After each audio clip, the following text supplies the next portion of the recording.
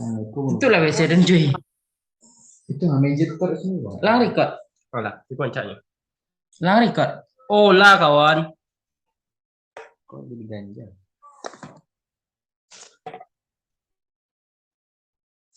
Alah, Ci.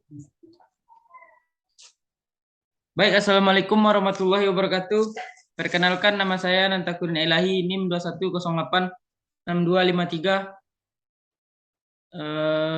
Dari Prodi Pendidikan Jasmani Kesehatan Rekreasi Fakultas Ilmu Keolahragaan ingin mempresentasikan PPT perbedaan individual dalam belajar.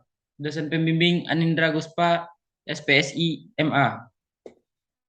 Latar belakang. Telah kita ketahui bahwa setiap individu itu unik, yaitu ada dua individu yang sama persis sifat, karakter maupun lainnya. Tiap masing-masing individu berbeda antara yang satu dengan yang lainnya. Begitu halnya siswa, antara satu dengan yang lain pasti ada perbedaan. Perbedaan itu pada karakteristik, praksis, kepribadian, dan sifat-sifatnya. Pembelajaran yang bersifat klasikal yang mengabaikan perbedaan individual dapat diperbaiki dengan beberapa cara. Antara lain, penggunaan metode atau strategis belajar mengajar bervariasi sehingga perbedaan kemampuan siswa dapat diatasi.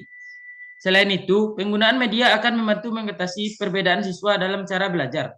Usaha lain untuk memperbaiki pembelajaran klasikal adalah dengan memberikan tambahan pembelajaran atau pengayaan pembelajaran bagi siswa yang pandai dan memberikan bimbingan belajar bagi anak yang kurang. Di samping ini, dalam memberikan tugas hendaknya disesuaikan dengan minat dan kemampuan siswa, sehingga bagi siswa yang pandai, sedang maupun kurang akan merasakan berhasil dalam belajar. Rumusan masalah.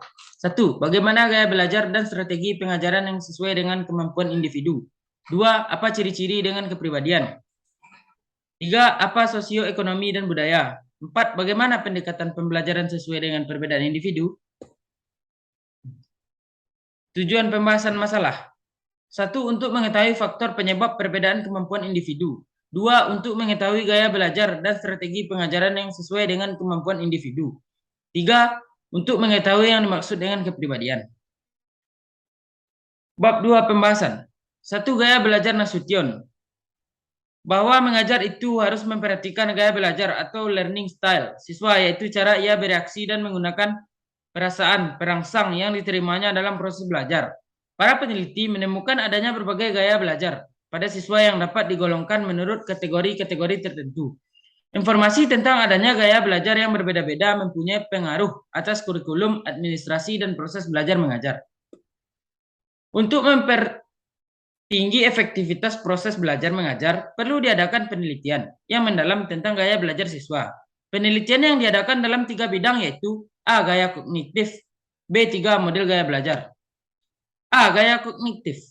Gaya belajar adalah gaya yang konsisten yang dilakukan dengan seseorang murid dalam menangkap stimulasi atau informasi, mengikat, berpikir, dan memecah soal. Tidak semua orang memiliki cara yang sama, masing-masing menunjukkan perbedaan. Gaya belajar ini berkaitan dengan erat pribadi seseorang yang tentu dipengaruhi oleh pendidikan dan riwayat perkembangannya.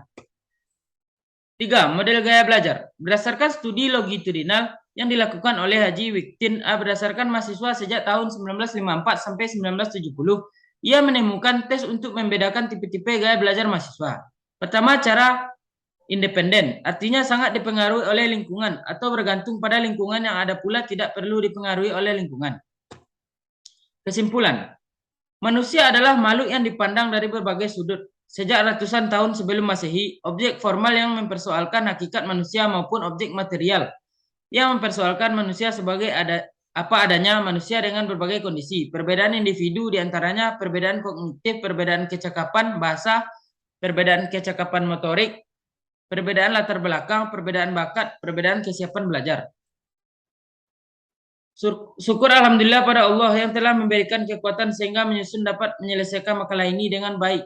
Walaupun masih ada kekurangan dan tentunya masih jauh dari harapan. Oleh karena itu, penyusun bimbingan dan semua pihak terutama dosen, semoga makalah ini dan PPT ini bermanfaat khususnya bagi penyusun umumnya dan semua pembaca.